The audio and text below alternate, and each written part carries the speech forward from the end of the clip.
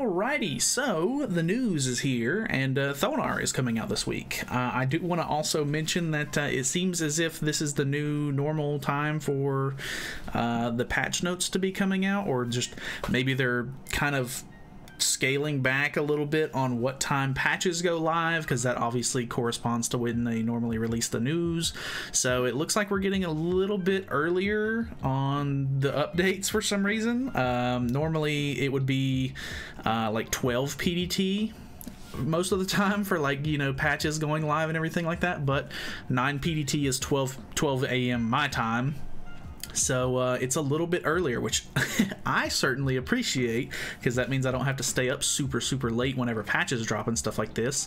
But I don't know, could be weird for some people if you live in, you know, one of the European time zones and stuff like that, because I know a lot of the times those are, you know, it's like the middle of the night or like really early in the morning for that.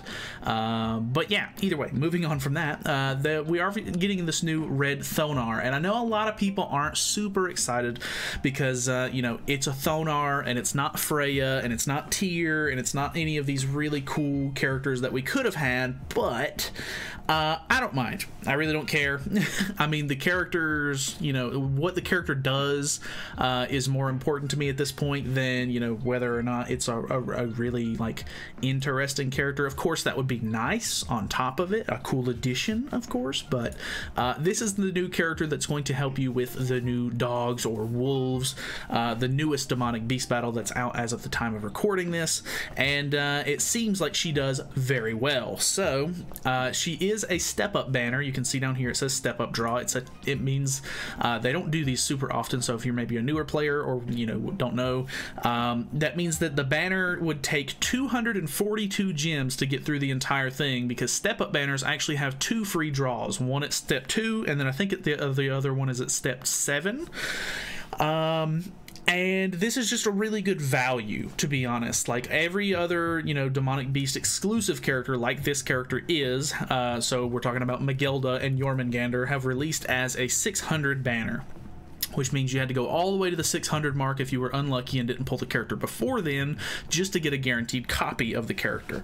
So the fact that this character is so cheap and is so good, it's really hard to, like, say that you should not summon for this. Like, I mean, the character is going to be on future banners. Ragnarok banners and stuff like that have been very gracious. Even some non-Ragnarok banners, you know, the devs have been pretty gracious with putting Magelda and Jormungandr on other banners pretty frequently, so that way you can actually do this really in-game hard mode kind of content.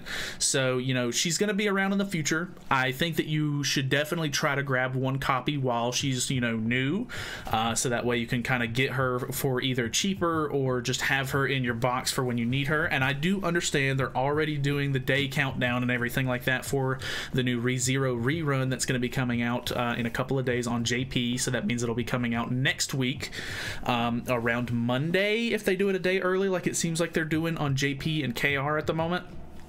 But either way, we have pretty much an entire week, which I figured it was going to be a 2-week gap in between this banner and the ReZero collab, but it's a little bit shorter, and I'm assuming that's probably why they made it such a cheap banner. But you know, if you're low on gems, I completely understand.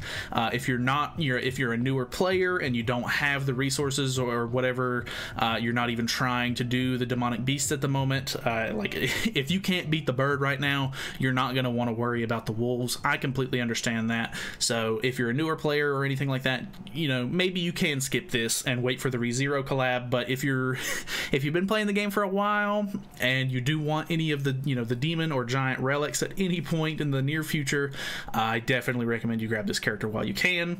But like I said, there is, you know, a collab right around the corner. New events. It looks like there's 2 new battle events, which is 4 diamonds total, 2 for each. Miscellaneous, it looks like, is the big kicker here. Extended period for events and bundles.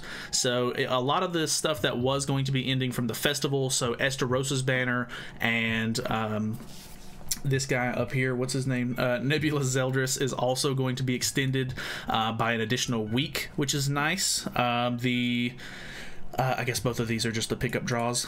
The Festival Hero coins at the Platinum Coin Shop are going to be extended as well. Deathmatch Simultaneous Clear event, which they were talking about in one of the dev notes, trying to see about making that a permanent feature. I don't know when or anything that will get actually implemented or whatever, but they are looking into that from my understanding.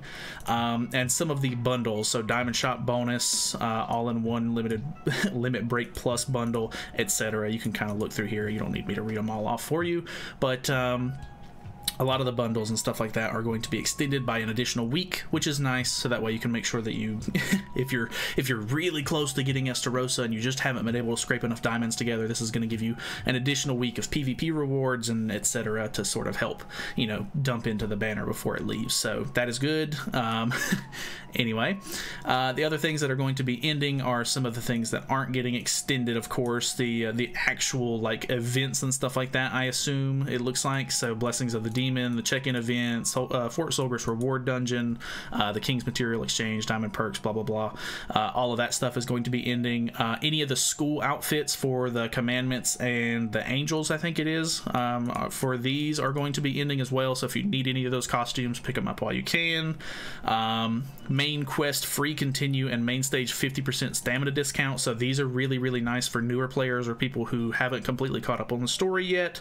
Definitely take advantage of that while you can. If you haven't messed with that at all in the next day or so before this goes away, I would definitely recommend you try to get through as much story as you can to take advantage of that. But they pretty much do these every time an event or a festival comes around at this point.